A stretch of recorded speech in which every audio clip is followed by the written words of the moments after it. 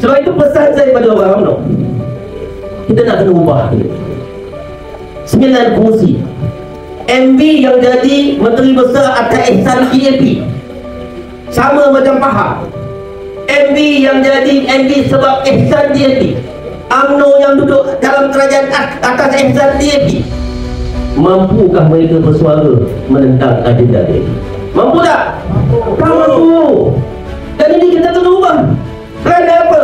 Kerana ada juga hadis Rasulullah sallallahu alaihi wasallam dalam perkara yang berkaitan kemungkaran. Apa hadisnya? Man ra'a minkum mungkaran falyughayyirhu dengan fa in lam yastati' bil lisan fa in lam yastati' bil qalb. Dzalika al-dawul iman. Apa dia?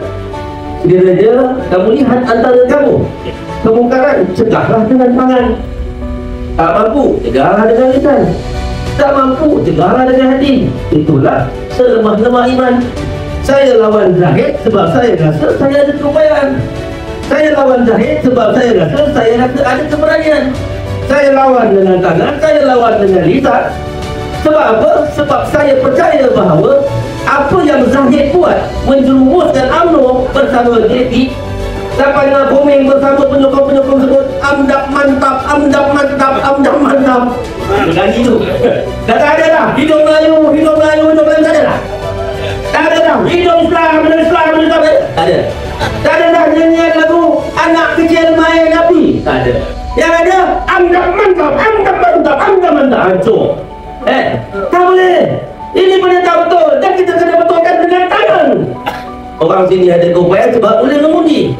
Jangan kita redha. Paling lemah iman dengan hati. Kita redha menjadi macam mana? Kita redha sebab kita nak tahan jawatan, sebab kita nak gaji, sebab kita nak pendapatan. Tak boleh. Jangan kita redha, kita lawan. Kami yang lawan Zahidah itu tak takut hilang jawatan. Kami yang lawan Zahidah itu tak takut hilang pendapatan.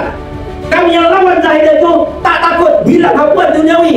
Kita lawan Zahid sebab atas dasar kebenaran, atas dasar perjuangan Islam, ummah, agama, bangsa dan lain-lain. Tuan-tuan, rakan-rakan UMNO sekalian, ubahlah. Ubah. Ini masa kita tunjukkan kepada UMNO, kepimpinan UMNO, buatlah perubahan. InsyaAllah sama-sama kita pujuk mereka. Undi calon nombor 2 Ustaz Muhaimin.